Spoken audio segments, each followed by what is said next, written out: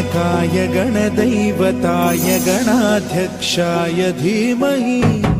गुणशरीराय गुणमण्डिताय गुणेशानाय धीमहि गुणातीताय गुणाधीशाय गुणप्रविष्टाय धीमहि एकदन्ताय वक्रतुण्डाय गौरीतनयाय धीमहि गजेशानाय भालचन्द्राय श्रीगणेशाय धीमहि